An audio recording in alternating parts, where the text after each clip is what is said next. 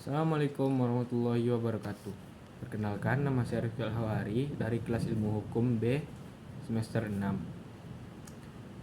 Saya akan mempresentasikan tugas tentang zona laut teritorial dan zona rembahan.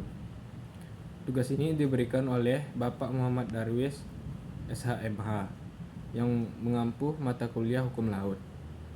Baiklah, saya akan membahas tentang zona laut teritorial dan zona rembahan. Dua konsep penting dalam hukum maritim yang menentukan batas kedaulatan suatu negara di laut.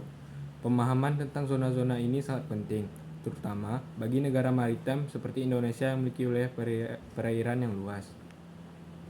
Pengertian zona laut teritorial. Zona laut teritorial adalah wilayah laut yang diukur sejauh 12 mil laut dari garis pangkal suatu negara. Dalam zona ini, negara memiliki kedaulatan penuh atas air, dasar laut, dan ruang udara di atasnya, seperti wilayah daratan sendiri.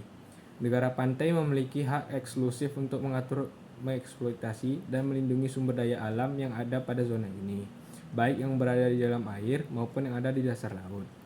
Namun, ada ketentuan yang mengatur hak lintas damai bagi kapal asing. Lintas damai berarti kapal asing boleh melewati zona ini tanpa perlu izin, asalkan tidak membahayakan keamanan dan kepentingan negara pantai. Lintas damai ini harus dilakukan secara cepat, terus-menerus, dan tidak mengancam. Ada beberapa aktivitas yang tidak diperbolehkan dalam lintas damai, antara lain yang pertama, ancaman atau penggunaan kekuatan yang melanggar kedaulatan negara pantai. Yang kedua, pengumpulan informasi intelijen. Yang ketiga, penggunaan senjata atau latihan militer. Dan yang terakhir, polusi lingkungan laut yang disengaja. Kedua, pengertian zona rembahan. Zona rembahan adalah zona tambahan yang berada di luar zona laut teritorial, yang bisa diperluas hingga 24 mil laut dari garis pangkal. Zona ini memberikan hak bagi negara pantai untuk melakukan pengawasan dan penegakan hukum dalam beberapa aspek penting. Yang pertama, keamanan dan imigrasi. Mencegah aktivitas ilegal seperti perdagangan manusia dan penyimpanan barang. Yang kedua, bea cukai dan pajak. Mengatur pergerakan barang yang masuk dan keluar dari wilayah negara. Yang ketiga, kesehatan dan lingkungan. Mencegah pencemaran dan penyebaran penyakit dari kapal asing. Dalam zona ini, kapal asing masih boleh berlayar dengan bebas, tetapi negara pantai memiliki hak untuk mengintervensi dan menegakkan hukum jika ditemukan pelanggaran. Yang ketiga, kepentingan dan implikasi. Mengapa zona ini penting? Zona laut teritorial dan zona rembahan memiliki peran besar dalam yang pertama, keamanan nasional. Negara dapat mencegah ancaman asing yang masuk wilayahnya. Yang kedua, perlindungan sumber daya laut. Negara berhak melindungi hasil laut dan sumber daya energi di dasar laut. Yang ketiga, pengendalian aktivitas maritim. Negara bisa mengatur lalu lintas kapal dan mencegah kegiatan ilegal seperti perompakan dan penangkapan ikan ilegal. Sebagai contoh, Indonesia sering menghadapi masalah pencurian ikan oleh kapal asing di perairan zona laut teritorial dan zona rembahan.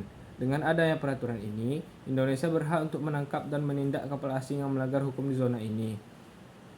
Perbandingan dengan zona ekonomi eksklusif atau ZEE. Selain zona laut teritorial dan zona rembahan, ada satu lagi zona penting, yaitu zona ekonomi eksklusif atau ZEE yang mencakup wilayah laut hingga 200 mil laut dari garis pangkal. Perbedaannya adalah zona laut teritorial, negara memiliki kedaulatan penuh. Jika zona laut rembahan, negara hanya memiliki hak pengawasan dan penegakan hukum dalam aspek tertentu.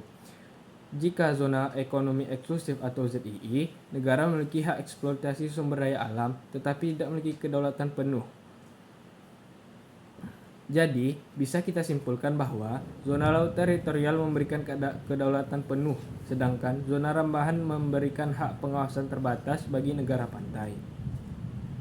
Kedua zona ini memiliki peran penting dalam menjaga keamanan, sumber daya, dan kepentingan nasional suatu negara.